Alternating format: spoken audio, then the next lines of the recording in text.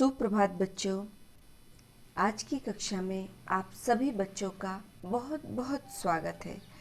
पिछले वीडियो में हमने कक्षा 3 में अपनी पाठ्य पुस्तक रिमझिम के पाठ 3 चांद वाली अम्मा पाठ का पाठन किया था एवं कहानी को पढ़कर हमने उस कहानी का आनंद लिया। आज हम उस कहानी में आए हुए शब्दों के अर्थों को देखेंगे। ठीक है बच्चों, कुछ ऐसे शब्द होते हैं जिनका मीनिंग हमको सही सही नहीं समझ आता है, इसलिए हम उस पाठ के शब्दार्थ माना वर्ड मीनिंग्स लिखते हैं ना। शब्दार्थ का मतलब क्या होता है? वर्ड मीनिंग्स यानी शब्दों के अर्थ। अब यहाँ पर हम क्या करेंगे कि हमको जो शब्द जो पाठ में आए हुए हैं, यहाँ हिंदी शब्द के ये कॉलम बनाएंगे, यहाँ हिंदी शब्द लिखेंगे। अब इस शब्द को इंग्लिश में क्या कहते हैं हम वो शब्द लिखेंगे। इसके बाद इनका मीनिंग क्या होता है हम वो लिखेंगे। ठीक है बच्चों, तो हमको 3 कॉलम बनाने हैं जिसमें हिंदी शब्द, इंग्लिश वर्ड्स एवं अर्थ लिखना है। ठीक है, ये अर्थ माना इन दोनों ही शब्दों को जो मीनिंग निकल के आती है वो ये लिखा हुआ है। ठीक है बच्चों, तो इस पाठ में देखिए चांद टाइटल ही है इसका। तो चांद माना क्या? चांद माना इंग्लिश में हम इसको मून कहते हैं और इसका अर्थ होता है चंद्रमा। ठीक है, नेक्स्ट शब्द आया था शरारती। शरारती माना नॉटी, इंग्लिश में आप बोलते हैं नॉटी या मिस्चीवियस चाइल्ड भी बोलते हैं, बट यहाँ पर मैंने नॉटी लिखा है। और उसको क्या बोलते हैं? इन दोनों शरारती और नॉटी का अर्थ होता है दुष्ट, जो जानबूझ के शरारत करता है, शैतानी करता है। ठीक है बच्चों, नेक्स्ट शब्द आता है आसमान। आसमान। आप लोगों को मात्राओं के साथ उच्चारण करना है सभी का, आपको पता है ना, मात्रा मिस्टेक नहीं होनी चाहिए बच्चों। तो आसमान ये एक शब्द है और इसका इंग्लिश वर्ड आता है स्काई। स्काई को हिंदी में आकाश कहते हैं। स्काई को बस नहीं, आसमान, स्काई ये एक ही शब्द है जिसको हिंदी में आसमान, इंग्लिश में स्काई और इनका अर्थ होता है आकाश, गगन, है ना, नभ, बहुत सारे नाम होते हैं। यहाँ मैंने आकाश लिखा हुआ है। नेक्स्ट शब्द हम देखते हैं आंगन। आंगन शब्द आया था ना बच्चों, बूढ़ी अम्मा कहाँ पर झाड़ू लगाती थी? पूरे घर के साथ साथ आंगन में। आंगन मतलब घर के सामने खुला हुआ जो हिस्सा रहता है जहाँ सब लोग बैठते हैं उसे आंगन कहते हैं। तो इसको इंग्लिश में बोलते हैं कॉर्टयार्ड और हिंदी में बोलते हैं प्रांगण। बहुतायत में इसका जो है ना प्रचलित नाम आंगन ही है। ठीक है बच्चों, नेक्स्ट शब्द हम देखते हैं आदत। आदत मीन्स होता है हैबिट, इंग्लिश में हम बोलते हैं हैबिट और इसका मीनिंग होता है लत लग जाना, आदी हो जाना किसी भी चीज़ के, है ना, आदत, आदि। इस प्रकार आदत ये शब्द है, इसका इंग्लिश शब्द है हैबिट और हिंदी में इसकी मीनिंग आती है लत। नेक्स्ट शब्द है अकेली या अकेला, है ना। तो बूढ़ी अम्मा घर में कैसे रहती थी? अकेली। अकेली का इंग्लिश वर्ड है एलोन, ALONE, एलोन। एलोन माना एकाकी, अकेली, एलोन, एकाकी। इसका मीनिंग हुआ एकाकी मतलब सिर्फ खुद और कोई नहीं, अकेला।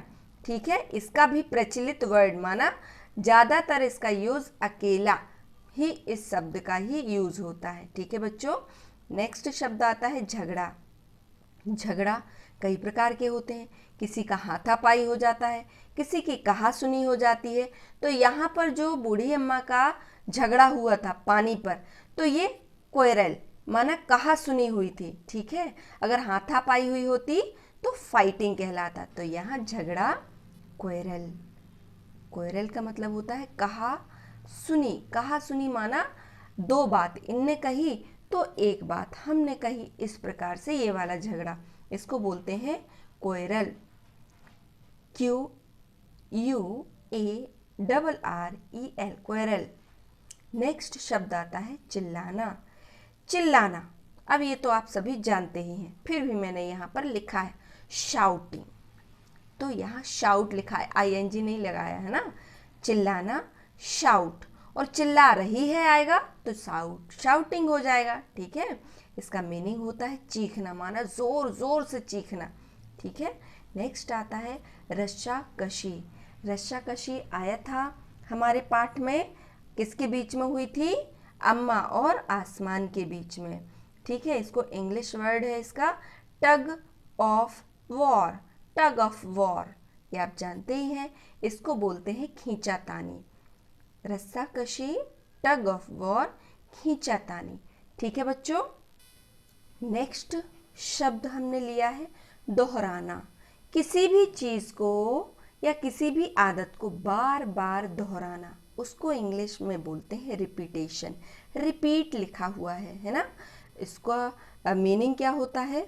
फिर से करना, कोई भी काम फिर से करना, रिपीट करना। ठीक है, दोहराना। नेक्स्ट शब्द है झुकना। झुकना, अब आप समझते हैं, जब बूढ़ी अम्मा झाड़ू लेके जैसे ही झुकती थी तब आसमान पीछे से उसकी कमर से टकराता था। तो झुकना माना होता है मुड़ना, और इसका इंग्लिश वर्ड है बेंड। BEND, बेंड माना मुड़ना, है ना। नेक्स्ट शब्द आता है खींचना। किसी भी चीज़ को अपनी ओर खींचना। इसको आप लोग जब बैंक जाते हैं तो दरवाजे पर या मॉल जाते हैं लिखा रहता है ना, पुल एंड पुश। तो बच्चों ये क्रिया है, क्रिया माना आपके द्वारा किया हुआ काम। तो ये बेंड, ये भी क्रिया आती है। ठीक है, पुल और पुश ये सब क्रिया हैं जो आप करते हैं, तो इनकी भी मीनिंग होती है, इनके भी शब्द होते हैं। तो झुकना का शब्द है बेंड और मीनिंग है मुड़ना। खींचना, पुल, पुल अपनी ओर धक्का देना। ठीक है, धकेलना। पुश, धक्का देना। ओके, तो आप लोगों ने आज जाना कि चांद वाली अम्मा पाठ में जितने भी कठिन शब्द आए थे, हमने उन शब्दों को 2 भाषाओं में देखा। अब आप भी इस पाठ को पढ़िए और देखिए कि इसमें कोई एक ऐसा शब्द तो नहीं जो आप लोगों से नहीं आ रहा हो। यदि ऐसा कोई शब्द है तो आप मुझे सूचित कीजिए, माना इन्फॉर्म कीजिए। कैसे इन्फॉर्म करेंगे? व्हाट्सएप पे या चैनल पे ही, यूट्यूब चैनल जो आपको वीडियो भेजा जाता है उसमें ही आप कमेंट करके बताइए कि मिस मुझे ये वाले शब्द समझ में नहीं आया। या आप कॉल कर सकते हैं। जिस भी माध्यम से आपको शंका होती है, शंका माना डाउट आता है, आप उस डाउट को समाधान कीजिए। पढ़ते रहिए, मुस्कुराते रहिए और सीखते रहिए। मिलते हैं हम फिर नेक्स्ट वीडियो में, तब तक के लिए नमस्कार।